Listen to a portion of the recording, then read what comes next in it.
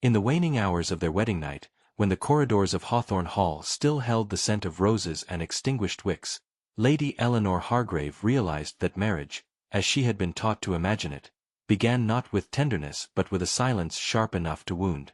She stood by the tall window of the Duchess's chamber, her fingers grazing the embroidered edge of her discarded veil, steadying her breath as the last echoes of celebration vanished into the night.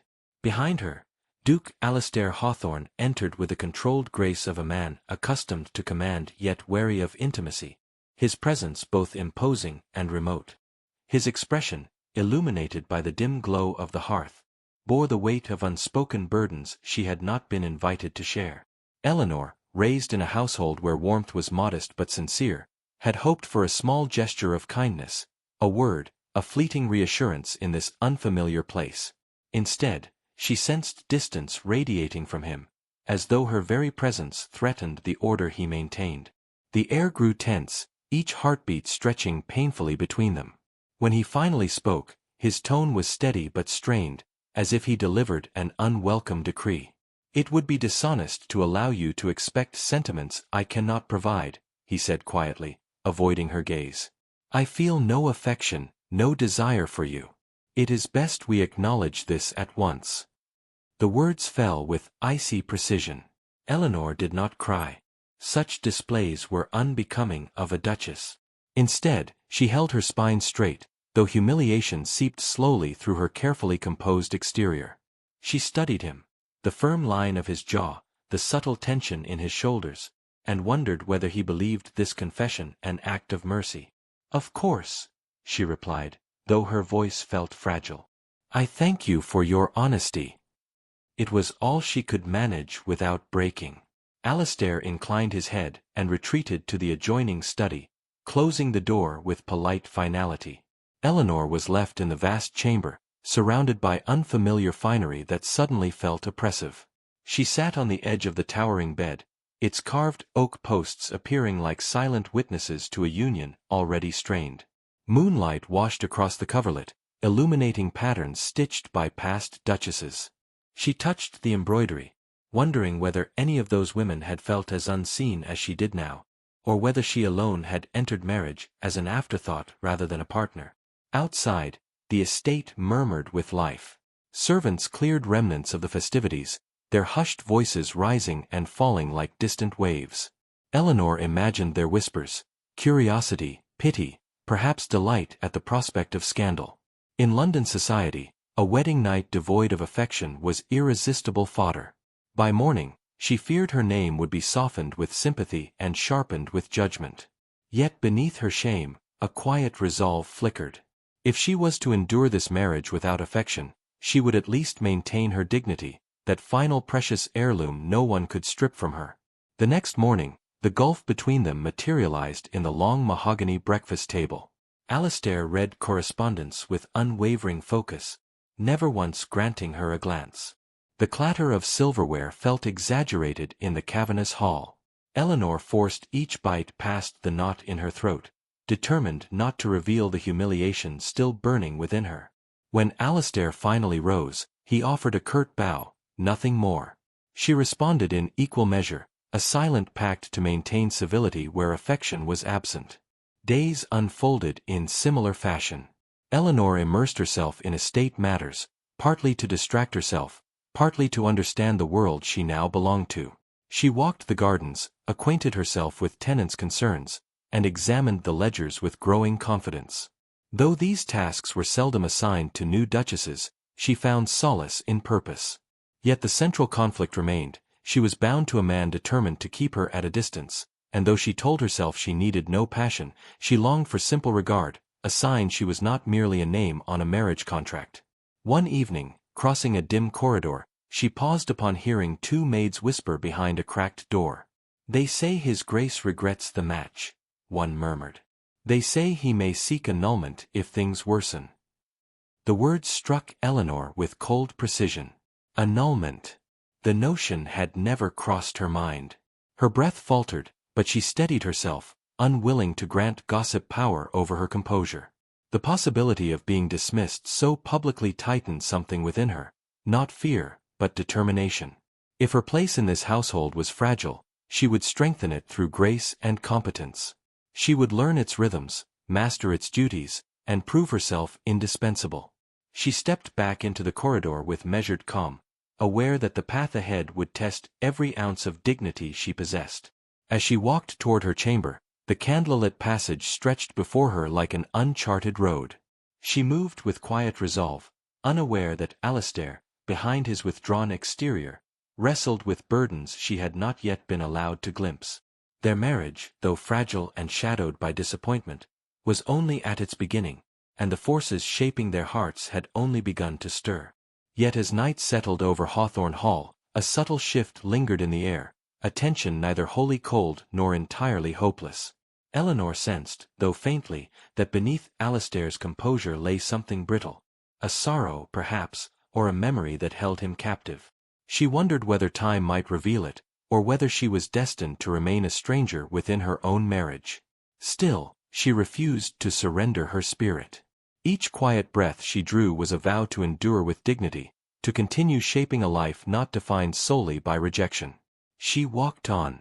Eleanor's resolve strengthened in the weeks that followed, though the distance between herself and Alistair remained like a cool draught haunting every corridor of Hawthorne Hall.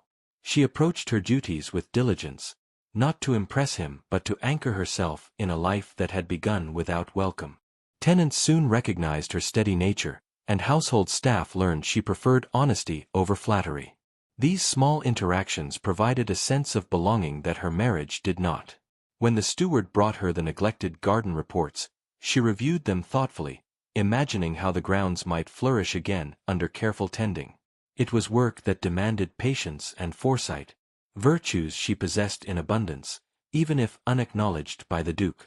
One brisk morning, as she crossed the east garden, she noticed a forgotten path winding toward an overgrown conservatory.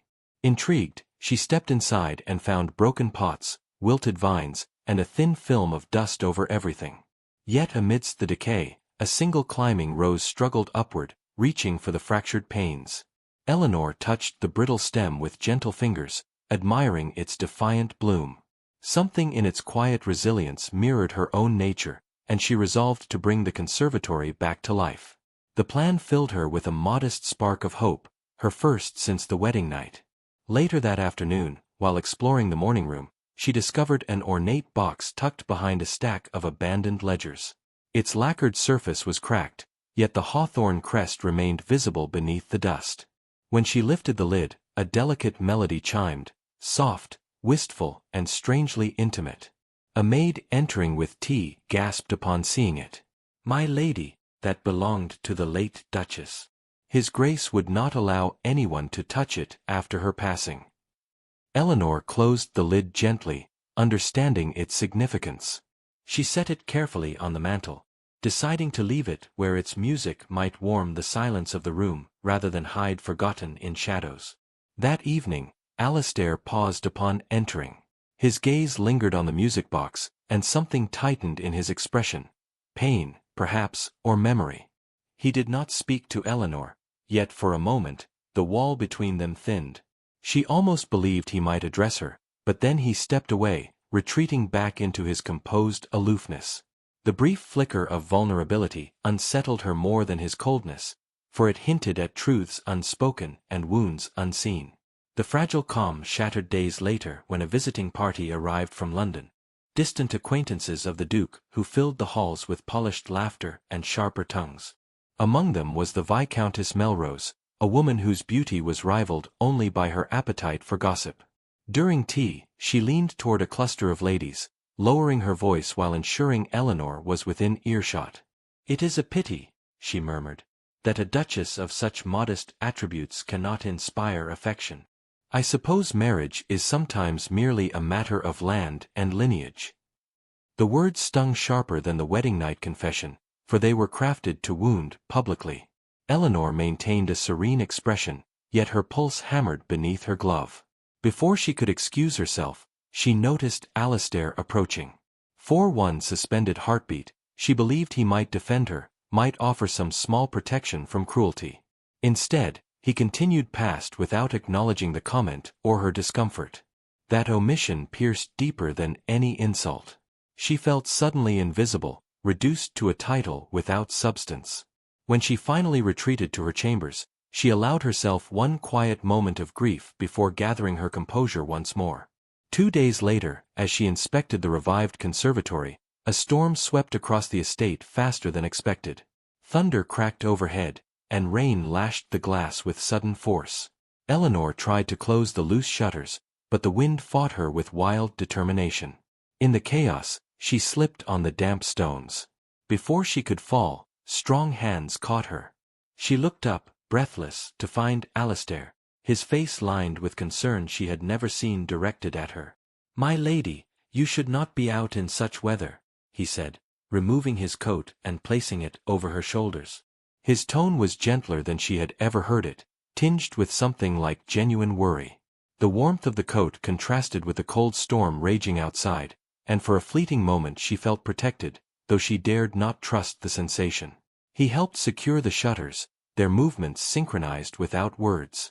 When the storm eased, he stepped back, expression guarded once more, yet his eyes lingered on her with an intensity she could not decipher. Their unspoken connection, fragile and uncertain, surfaced again at the winter charity ball held weeks later.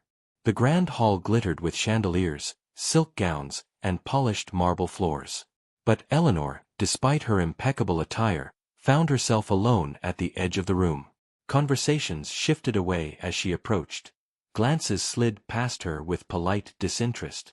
The humiliation pressed heavily upon her, threatening to undo the composure she fought so fiercely to maintain. Then, like a scene unfolding in slow motion, Alistair crossed the ballroom. Conversations paused. Fans stilled. Every eye followed the Duke as he approached his wife. He stopped before her, bowing slightly. "Would you grant me this dance?" The question, spoken with calm formality, carried the weight of a declaration. When he extended his hand, she hesitated only a breath before accepting. As they moved across the floor, their steps aligned with surprising ease, her palm resting in his, warm and steady. The music swelled, surrounding them like a promise. Alistair's voice, low and almost hesitant, broke through the soft notes. "Lady Eleanor, there is much I ought to—" But before he could finish, a breathless messenger arrived at his side. "Your Grace, forgive the intrusion. It concerns your father's journals. They have been located." Alistair's hand tensed around hers, then slowly released. The interruption severed the delicate moment, leaving Eleanor suspended in an ache of unfinished words. As Alistair withdrew to address the urgent matter, she stood alone once more, though the ballroom no longer felt quite so cold. Something had shifted, uncertain, fragile, but undeniably real.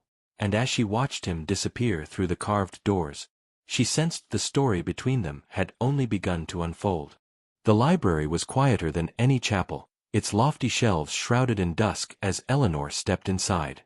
She had not intended to intrude, but the door had been left slightly open, and a faint lamplight spilled into the corridor like an invitation. Alistair sat alone at the great mahogany table, the recovered journals before him, their cracked leather bindings revealing the weight of years. His posture, usually so precise and unyielding, was bent in a way that made him appear almost human, almost reachable. Eleanor hesitated, sensing that she was witnessing something private, but the soft tremor of his exhale urged her forward. When he finally looked up, the stark vulnerability in his eyes startled her more than any coldness ever had. He did not dismiss her. Instead, he gestured toward the seat across from him, his voice low and stripped of its commanding timbre. "If you wish to understand me," he said, fingertips grazing the open page, "you must understand the man who shaped me." Eleanor sat slowly, her palms resting lightly on the polished table. The journals lay open to entries written in a cramped, disciplined hand, notes on estate affairs, political alliances, and obligations passed from father to son as if affection were a luxury neither deserved. Alistair read a passage aloud, the words brittle with emotional distance. "Marriage is duty. Attachment weakens judgment. My son must learn this early." Eleanor's breath caught. The entry was not cruel, yet the void within it spoke volumes. Alistair closed the journal with quiet finality. This was the environment in which I was raised. Affection was something observed in other households, never permitted in my own. His gaze drifted toward the fire, where the flames flickered as though disturbed by old ghosts. When I saw what love, or the lack of it, did to my mother, I vowed never to inflict such disappointment on another. I thought distance was protection. Eleanor heard the unspoken truth beneath his confession. Protection for him, perhaps, but a prison for her. She folded her hands to steady herself. You fear repeating the past, she said gently, but in doing so, you created a smaller version of the same sorrow. Her words were not accusation but understanding, and something in him seemed to yield under their softness. For a long moment, neither spoke. The crackle of the fire filled the silence, and Eleanor felt the fragile beginnings of clarity settle between them. At last, Alistair turned to her fully, his expression open in a way she had never witnessed. I have wronged you, he said, each syllable measured with sincerity. Not out of malice, but out of fear I did not recognize until too late. His honesty, offered without pride or embellishment, moved her deeply. Eleanor's throat tightened, and she looked down, unable to maintain the intensity of his gaze. I entered this marriage prepared for duty, she murmured. But I did not expect to feel invisible. If affection was too much to hope for, I at least wished for respect. The admission felt unexpectedly raw, yet necessary. Alistair nodded slowly. You deserve far more than I have given. He reached into a drawer and withdrew a small velvet box, its corners worn with age. He opened it carefully, as though unveiling a piece of family history long concealed. Inside lay a simple yet exquisitely crafted ring, a delicate gold band set with a single pearl. This was my mother's, he said. I kept it hidden for years, as if withholding it could prevent the memories that haunt me. But it belongs to you. It should have been yours on our wedding night, had I been a better man. Eleanor stared at the ring, emotion rising in a slow, aching swell. She extended her hand, not to claim the ring but to rest lightly atop his. The contact was tender yet profound, bridging a chasm neither had dared cross before. Alistair inhaled sharply, as though the warmth of her touch unsettled every barrier he had meticulously built. After a moment, he slipped the ring onto her finger, his hands steady but his breath uneven. The firelight caught the pearl, casting a soft glow across her skin, and Eleanor felt a stirring of something long dormant, hope, fragile yet unmistakable. Alistair shifted closer, his voice barely above a whisper. I did not desire you then, he admitted, because I refused to desire anything that might threaten the armor I forged around myself. But now, he paused, searching for words with uncharacteristic vulnerability. Now I find I desire your presence, your steadiness, your quiet strength. I desire the way you carry dignity even in the face of my failings. I desire the comfort of your company more than I ever thought possible. Eleanor felt her heart swell painfully at his confession.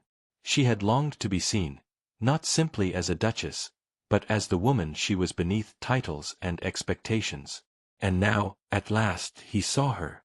The moment held a tremorous intensity, one that neither wished to shatter. Alistair lifted his hand, brushing a stray curl from her cheek with a reverence that sent warmth rushing through her. If I am to change, he said softly, I would begin by asking your permission, rather than assuming your compliance. His fingertips hovered near her lips, and Eleanor felt her breath catch. She met his gaze, steady and unflinching. Then ask, she whispered.